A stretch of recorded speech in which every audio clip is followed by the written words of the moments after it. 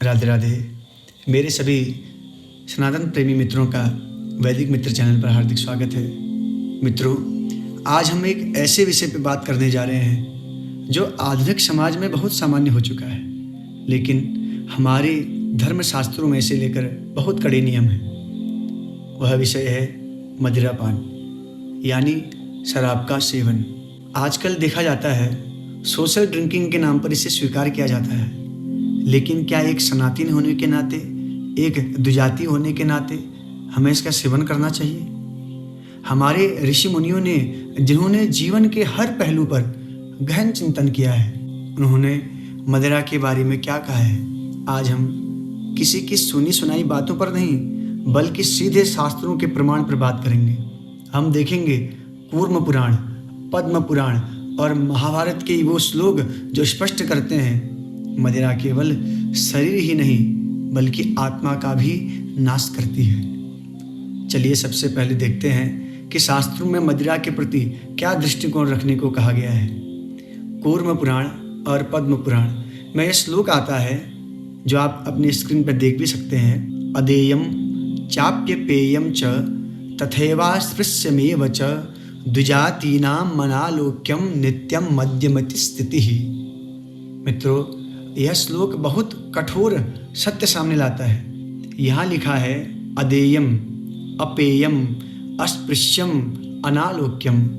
इसका अर्थ समझिए। जो व्यक्ति धर्म के मार्ग पर है उसके लिए मदिरा अदेयम, किसी को देने योग्य नहीं है।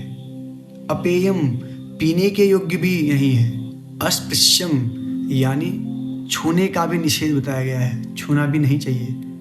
अनालोक्यम, और सबसे बड़ी बात, यह देखने योग्य भी नहीं है और छूने के योग्य भी नहीं है। अनालोक्यम, देखने के योग्य भी नहीं है। शास्त्र कहते हैं इससे सदा दूर रहना चाहिए।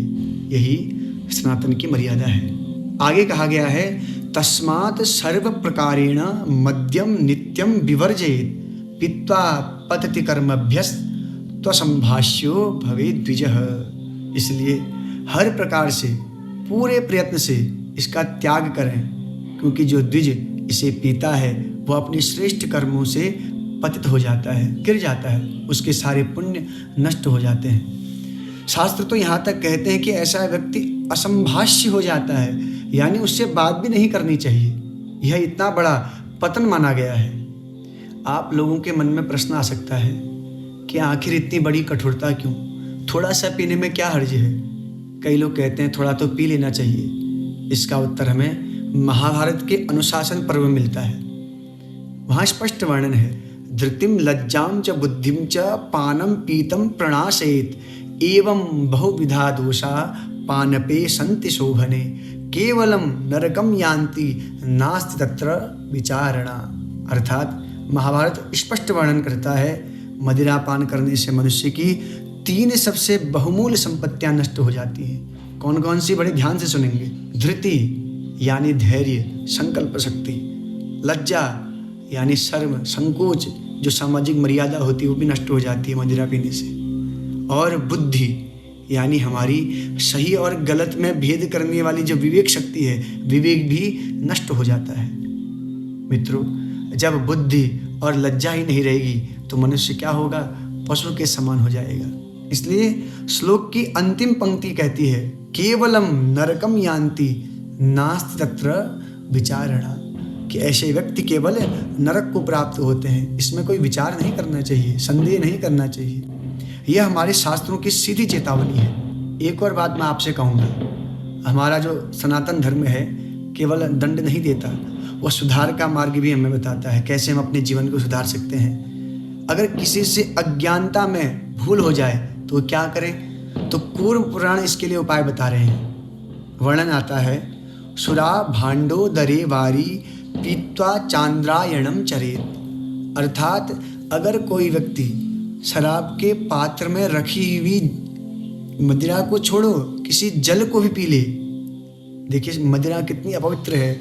अगर उसके पात्र में आप उसको धो के उसमें पानी भी रख लें और उस पानी को पिएं तो हम अशुद्ध हो जाते हैं, हमारे पुण्य नष्ट हो जाते हैं। तो शुद्ध कैसे होता है व्यक्ति?